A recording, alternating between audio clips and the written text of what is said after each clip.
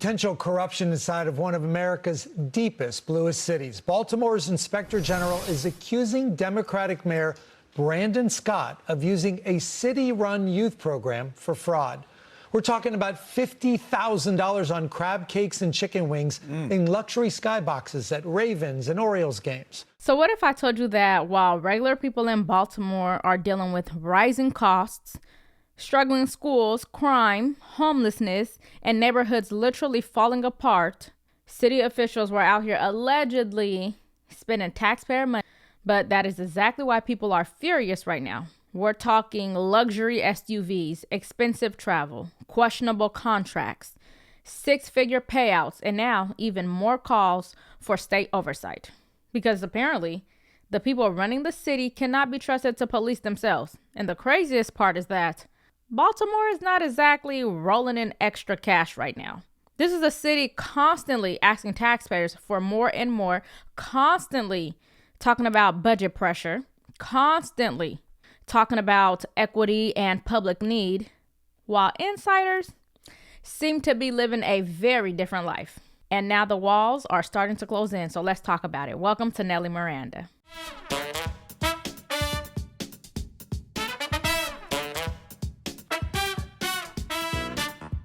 As always, please make sure you like, share, and subscribe to support the channel.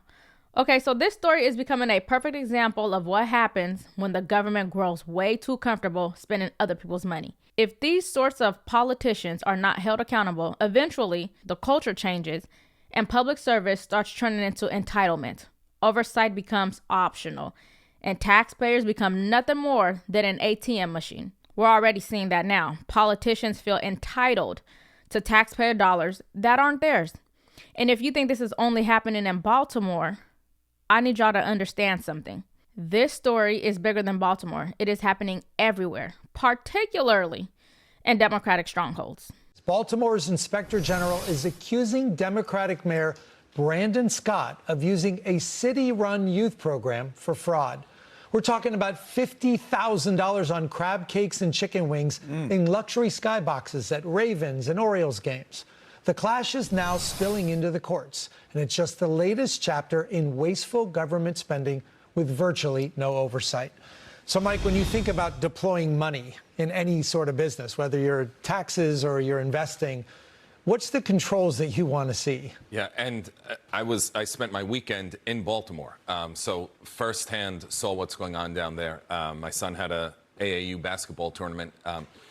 I passed about 4 people in broad daylight in a heroin trance, just right in the middle of the street, downtown, right across. We stayed right across the street from Camden Yards, and the thought kept hitting me as I saw the squalor and the way these people were living there, that who's in charge? Who's running this place? Because it's not fair to these people. They're left there, homeless people everywhere, drug use obviously everywhere, and they need to elect an official who's going to come in and use the taxpayer dollars to help the people who they're supposed to be governing.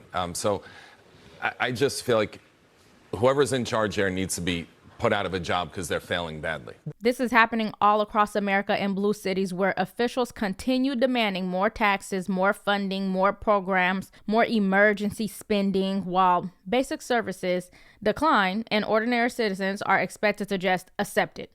That's just how it is, accepted. And now even Maryland lawmakers are openly discussing stronger oversight because the public outrage has gotten so loud that they can no longer ignore it. But let me tell you something that you should not ignore. If you are 65 and up and on Medicare, call CASHAPP. You might just be on a Medicare plan that is not best suitable for your needs. There are so many different plans, coverage, and costs.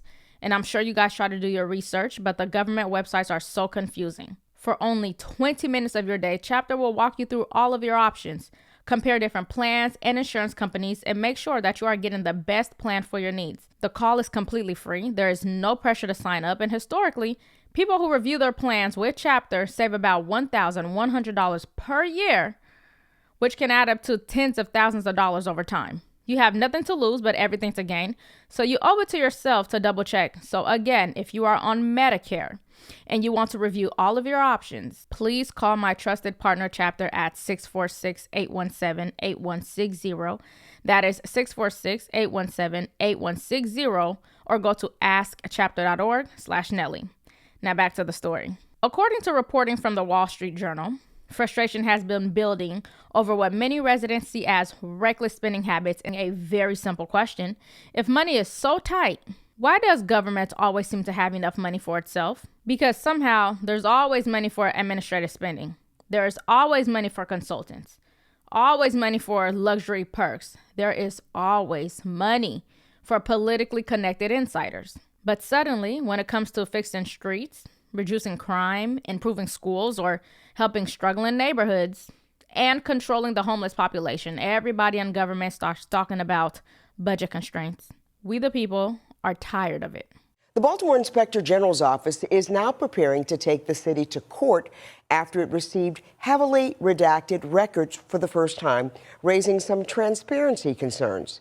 But the mayor's office says that they're just following the law. WMER 2 News' Blair Sable shares what's changed and what the Inspector General says now needs to happen to protect taxpayers. A court battle is brewing between Baltimore City and its independent Inspector General, Isabel Cumming, who says the city has now cut her off from the ability to do her job, that being seeking out fraud, waste, and abuse of taxpayer dollars. In January, her office received hundreds of pages of redacted financial records, some pages fully blacked out, as part of an investigation into contractor payments by the Mayor's Office of Neighborhood Safety, or MONSE. This denial allows political actors or others who wield power within the overseen entity to hide crucial information behind a facade of privilege. She reports a subpoena in response went unanswered. This week, the advisory board overwhelmingly approved her request to seek out pro bono legal counsel to enforce it. I have an outstanding subpoena, and by law, I have the ability to enforce that subpoena. She says she's only ever relied on this power 3 times, and it's always related back to the office's work regarding MONSE. We do not want her good work to stop, but we cannot allow anybody that's working in the city of Baltimore, in city government, to work outside of compliance with state law. The outrage intensified after a growing scrutiny surrounding spending decisions connected to Mayor Brandon Scott's administration and other city officials. The story has become especially explosive because it feeds directly into a broader national frustration people already have with government waste and lack of accountability. And it is exactly why public trust keeps collapsing, because regular Americans are expected to live within their means. Families have to budget. Small businesses have to budget. Working people have to make sacrifice. But the government officials? No. They operate like no consequences and was and is allegedly living large on taxpayer dime. You cannot continuously campaign on compassion, equity, and helping struggling communities while simultaneously overseeing systems where taxpayers feel like their money is being mismanaged. At some point, voters start asking, where exactly is all this money going?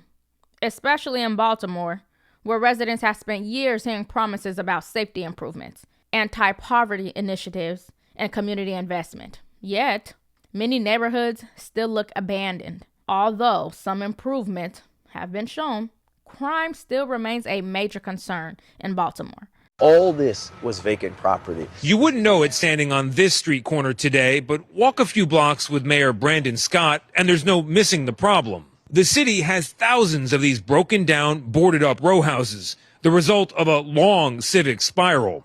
People and businesses leaving, blight and crime moving in. What's the relationship between vacancies and crime and then population, people moving out or moving in? Listen, when you have, it looks like someone doesn't care, right? People who want to do bad things are going to come.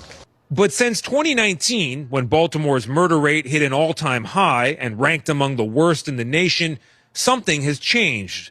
The number of vacant buildings is down 25%. The population actually grew in 2024, and murders have hit a nearly 50-year low. It's a 15-year, $3 billion strategy of how we're going to deal with vacancy in Baltimore, block by block. President Trump, however, has held on to a far grimmer picture, declining Governor Wes Moore's recent invitation to walk the streets. I'm not walking in Baltimore right now. Baltimore is a hellhole. The key point is people don't suddenly start demanding outside oversight when everything is functioning smoothly. They demand oversight when they believe that leadership has lost credibility. The same people approving the spending are often connected to the same people benefiting from the spending. And that is exactly why independent oversight matters and why the Inspector General's job is so important. I mean, is this about trust or incompetence at this point? Probably a little bit of both. I mean, I kind of think I'm with you, but it's good, I think, that there's this new culture of like finding fraud. You know, like Cummings in Baltimore wants to find fraud. If she gets power, somebody will want to find fraud on her. But the end result of it is people are really tuned into fraud, Marcus. Yeah. I kind of like fighting that. At the end of the day, this entire controversy comes down to one core issue. Who does the government actually work for? Because taxpayers are increasingly feeling like they come last. I am so glad that fraud is being highlighted as much as it is today, because I'm passionate about fraud and knowing where it's taking place in our government, because I believe that we are taxed way too much and we could be taxed a whole lot less if the government used taxpayer funds responsibly. But what are your thoughts?